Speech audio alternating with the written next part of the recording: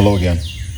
I remember many decades ago being at church, had a guest speaker in, evangelist type. He called people up that had a problem with their back, or had one leg that was slightly shorter than the other and stuff like this.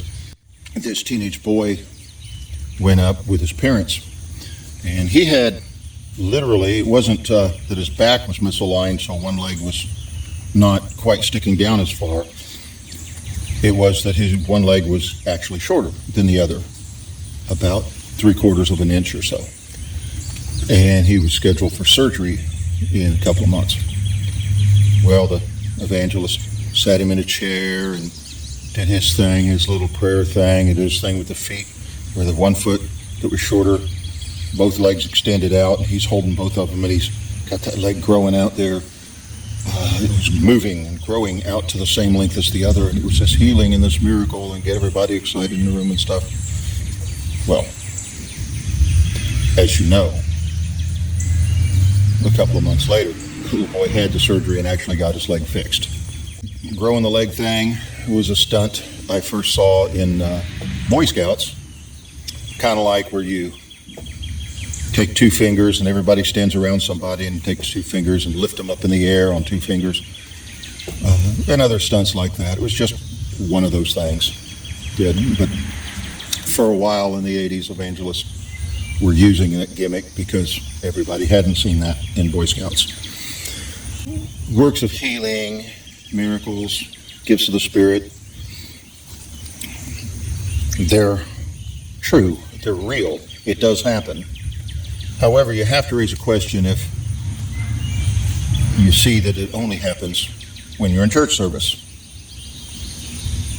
Does it ever happen out on the street? Doesn't happen with strangers. It happens with people you already have some connection with so that you feel safe.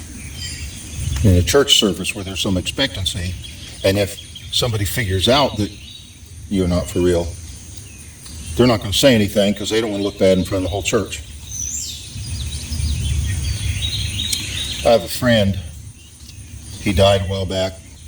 We used to sit and talk for hours about things, about how walking down the street, riding on a city bus going somewhere,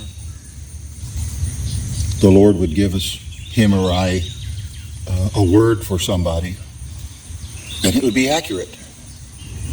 And it would be spot on for a perfect stranger. Now, if this word was not accurate, that person might just freak out and says, "What are you doing?" And take it like we were trying to assault them or something, or scam them because we're on the public street in situation.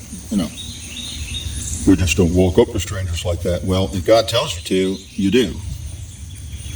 And God has told me to, and God has told other people to.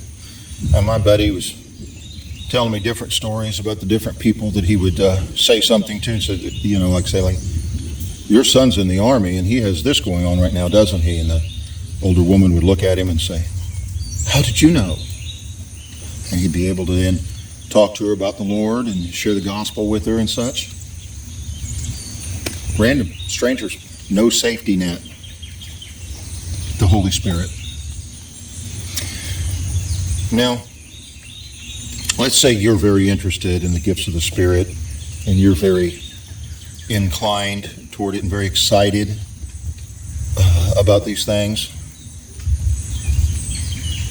Okay, then. If it only happens at church, then we got two things. Why, where it's safe, like fish in a barrel. And two, are you only listening while you're at church? And if you aren't listening when God's sending you to do something, He's probably not going to keep sending you to do stuff. So it's probably not God in the first place. It's probably just you feeding your ego. Because it's a different thing if God gives you a word about that lady you're passing in an aisle at Walmart, and you ain't got the guts to do anything about it, to obey God and go tell her what the Lord told you to say.